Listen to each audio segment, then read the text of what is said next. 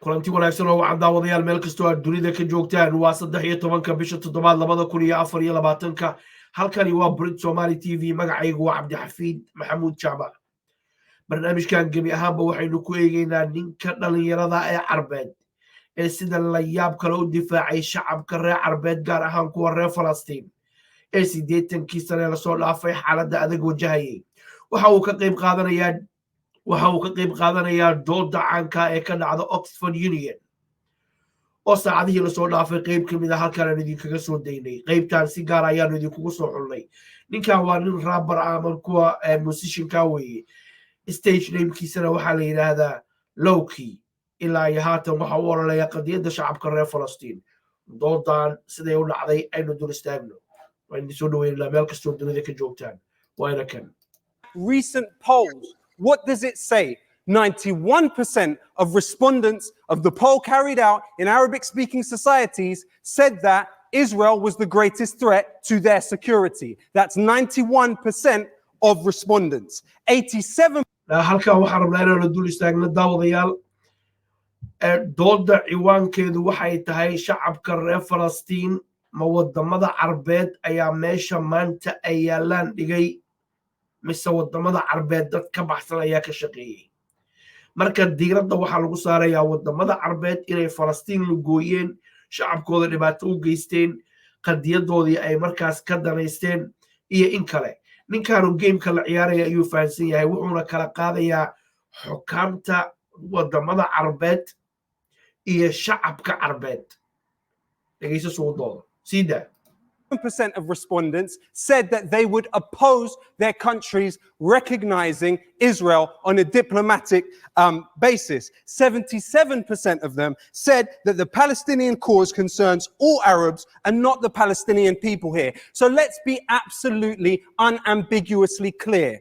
All of the negotiations that have taken place and the Saudi peace deal that was spoken about here would only be achieved through dictatorial imposition. I'm sorry, OxfordUnion, you can't have it both ways. You can't say on one hand that the Arab world needs more democracy, but on the other hand, that those governments that exist through military dictatorial imposition are somehow representative of the populations they rule. I'm sorry, it doesn't make sense. What?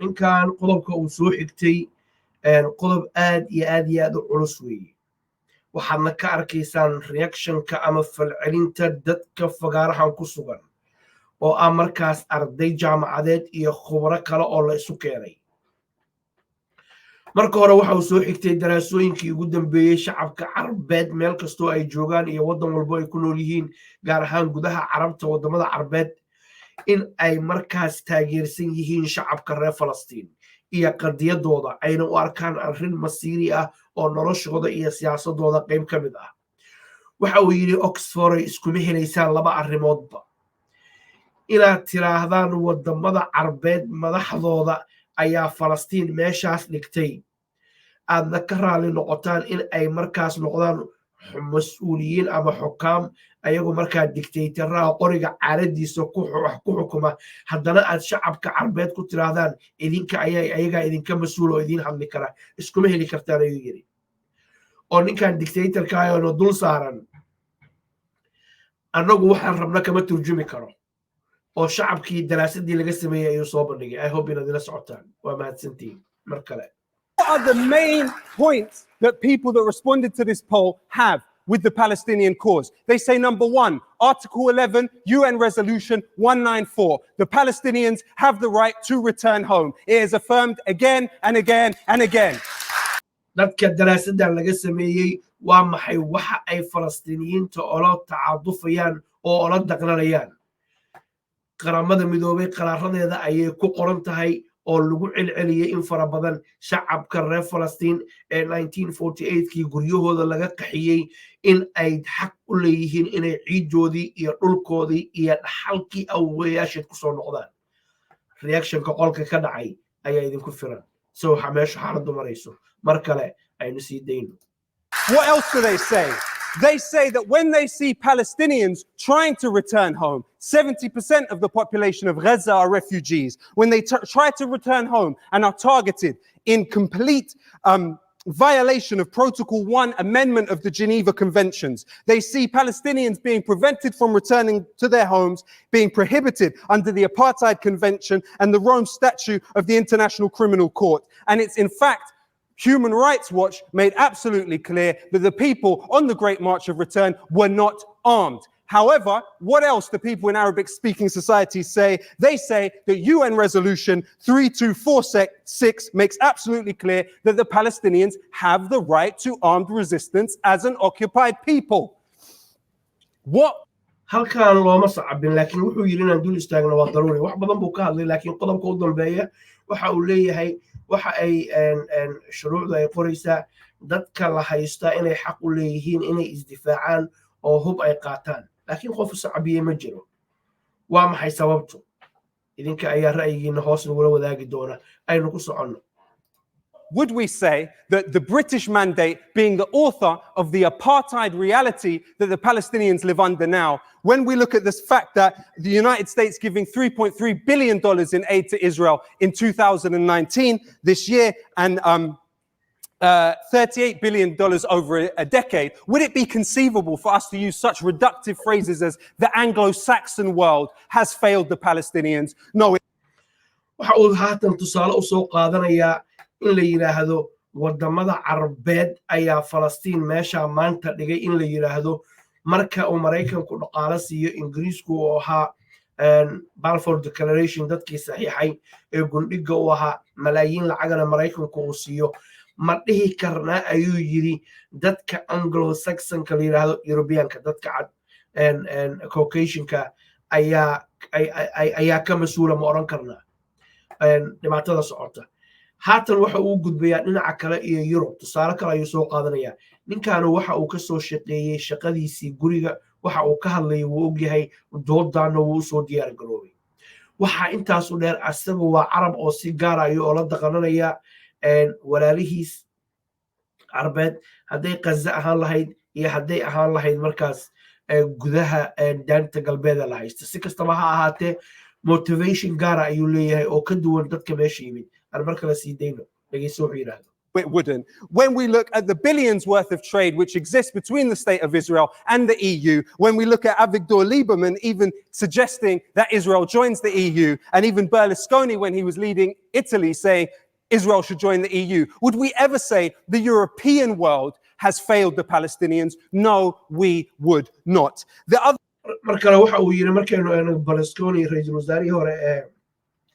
dalka Talyaaniga ee uu lahaa Israel European Union ka lagu soo daro trade-ka lagu soo daro trade-ka European Union ka u dhaxeeya ee Israel oo sii xoogsanayo dadka European ka ma dhihi karnaa shacabka reer Falastiin ayaga ayaa meesha ay joogaan dhigay waxa soo dhan waxa uu soo qaadanaya waxa uu rabaa meesha uu u socdo biyo dhiciisa oo mar dhow ah inuu taabto oo markaas uu doonayo shacabka Carbeed meesha ay ka taagan yihiin qadiyadda Falastiin. The main problem with this is the deficit of democracy and the correlation that exists between Arab governments that have more democratic accountability and their stand with the Palestinian cause. When people took to Tahrir Square in Egypt, did we support them? Yes, we did. What was the main nucleus of those movements that took to the street? They were people that were set up as popular committees in solidarity with the Palestinian Intifada of 2000. When we look at what happened in Tunisia, and we see that the first president of democratic Tunisia following the revolution, Mohamed Marzouki, what did he do in 2015? He boarded a boat and tried to break the illegal siege of Gaza. What happened to that Democrat? He was detained by the Israelis and deported and not allowed to enter Gaza as he wished. When we now tusaale ayuu soo qaatay Tahrir Square wixii ka dhacay Masar ayuu soo qaatay waxa uu yiri motifkooda ugu weyn ama ujeedada ay u dabad baxayeen ee rabshaduhu ay u harayeen Masar waxa ay la daqranayeen shacabka reer Falastiin madaxweynihii u horeeyay Tunisia Mohamed Morsi oo asaga laftigiisa si dimuqraadiya loo doortay ayuu yiri ayaa waxa uu isku dayay haysashada Gaza in uu markaas jabiyo uu doon intuu qaatay ayuu raacay dabadeedna Israa'iil ayaa xirtay oo joojisay ayuu yiri waxaana u suurtageli waayay inuu arrintaa jabsho doodaydu waxa ay ku beegan tahay ayuu ku leeyahay shacabka iyo weliba qaar ka mid ah mas'uuliyiinta Carbeed shacabka reer Falastiin marnaba ma aysan dayicinin ayuu leeyahay doodiisu halka ayay daaran tahay wuxuuna rabaa kuwa ka soo horjeeda oo la Carabta ayaa halka Falastiin dhigtay in cawda loo jaro oo cod kale meesha lagu qaadayo laga soo horjeesta ayuu doonaya.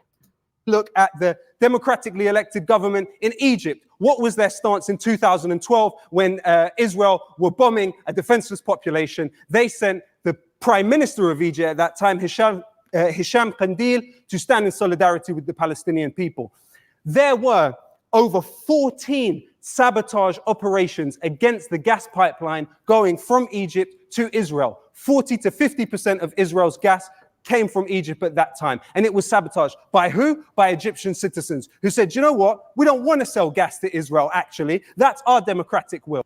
In ka badan 14 jeer ayuu waxa uu yiri khasabado dhulka hoostiisa la marinaya ama tuubooyinka gaaska qaado oo Masar ka baxayay oo Israa'iil gaaska iibinayay ayay shacabka reer Masar ayay sabotage ku sameeyeen khasabadii ayay jabsheen in ka badan 14 jeer waxa ayna diidanayeen gaaskooda in laga iibiyo Israa'iil ayaga oo ku taageerayay shacabka reer Falastiin.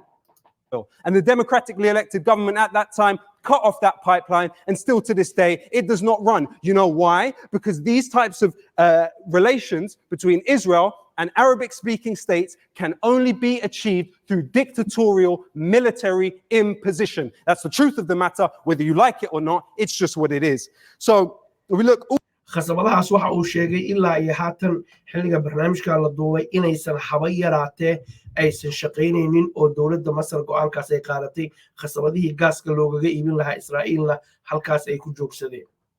Also, we see clearly that Palestinian solidarity in Arabic-speaking countries not only has been discouraged by governments who have been actively managing an unjust arrangement, we also see that Israel's assassination programs have gone all over the world, from Egypt to Jordan, to Germany, to Uruguay, to Lebanon, to Italy, to France, to Cyprus, to Greece, to Norway, Brazil, Tunisia, Belgium, Malta, and believed also Iran.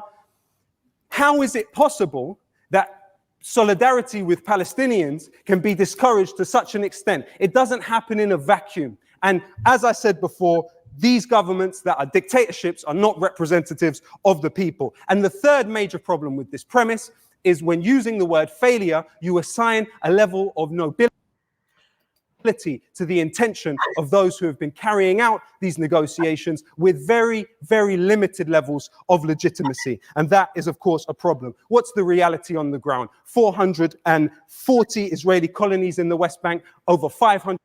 wadamada uu soo taxay oo dhan waxa uu sheegay in ay xukuumadda Israa'iil ay ka fulisay dilal qorshaysan oo markaas dadka Falastiiniyiinta u dhaqdhaqaaqa markaas looga hortagayo waana sida kaliya oo yiri waana wax la doonayo in lagu caburiyo ayuu yiri dhaqdhaqaaqa shacabka reer Falastiin ee la doonayo markaas kacdoonkooda iyo ayatiinkooda inaan marnaba la iloobinin haatan ayuu biyo dhacaya 100,000 settlers illegally in the West Bank, 565 checkpoints, 300 flying checkpoints, Israeli settlements using 80% of the available water. And since 1967, Israel has constructed 133 military bases. That is what these negotiations have served as, a subterfuge to allow the continued expansion of Israeli colonization in Palestinian land and dispossession of Palestinian people. I call wadaxaajoodkan waxa uu yiri waxa kaliya oo ay gundhig u noqdeen ama xal ama ay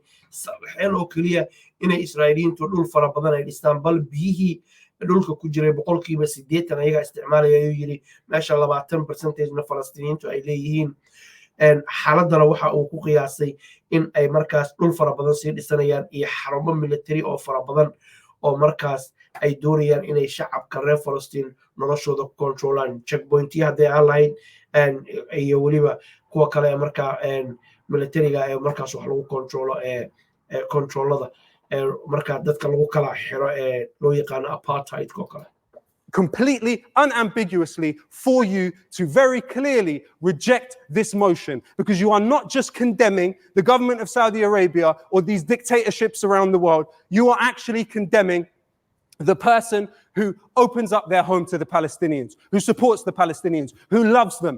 waxaan idinka codsanayaa in aad ka soo horjeensataan dooda naga soo horjeenta oo la dadka Carbeed wadamada Carbeed ayaa shacabka reer Falastiin meeshaas dhigay inaad ka soo horjeensataan maxaa yeelay dowladda Sacuudiga oo kaliya ma dhaawacaysaan oo ay doonaysaa inay normalization la samaysato ama intilaafta Israa'iil laakiin waxa aad halkaas sidoo kale xaqoodii iyo xuquuqdoodii ku tumanaysaan shacabka Carbeed ee jecel Falastiiniyiinta guryahooda u furay soo dhaweeyay la daqranaya ee dhibaatada haysata arkay habeen iyo maalin oo maankooda iyo maskaxdooda ay ku jirto kuwaas ayaad ka soo horjeensanaysaan haddii aad u codaysaan kooxda naga soo horjeeda oo rabta inay tiraahdo arrinta Carabba ka mas'uule cid kale mas'uul kama aha war maxaa tiri in spite of this situation where they are being encouraged in a top-down, not bottom-up way, top-down way to reject Palestinians' legitimate aspirations. Thank you very much.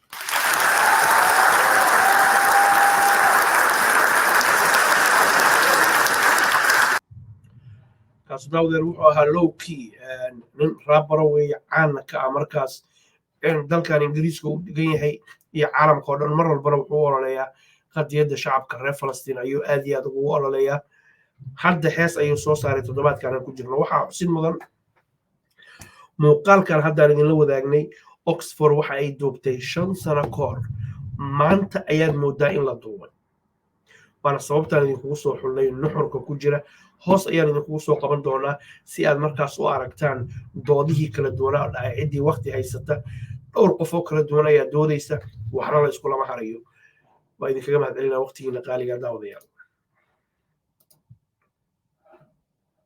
bulshada Soomaaliyeed ugu bishaaraynaysaa in ay bilowday mashruuca Imaara Heights oo laga bilaabay xaafadda Kilimani gaar ahaan wadada Denisbrit Road. Dhismaha mashruuca Imaara Heights wuxuu ka kooban yahay 2 block oo kala ah A iyo B. Dhismahan cusub waxa uu ka kooban yahay 3 qol plus DSQ ama qolka shaqaalaha, cabirkuna waa 190 isku wareeg ah.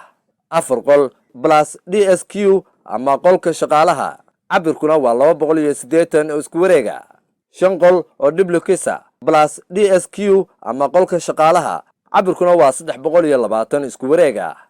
sidoo kale gurigan waxa uu ka kooban yahay isdulsaar iyo 4 penthouses. dabaq kasta waxa uu leeyahay masjid, madarasa quraan, supermarket, wiish xawaare sare leh, kaamirooyinka ammaanka, CCTV, baakinka gawaarida, goobo carruurtu ay ku ciyaaraan, hoolal, gym ama goobaha jimicsiga, iyo goobaha dabaasha oo u kala soocan rag iyo dumar.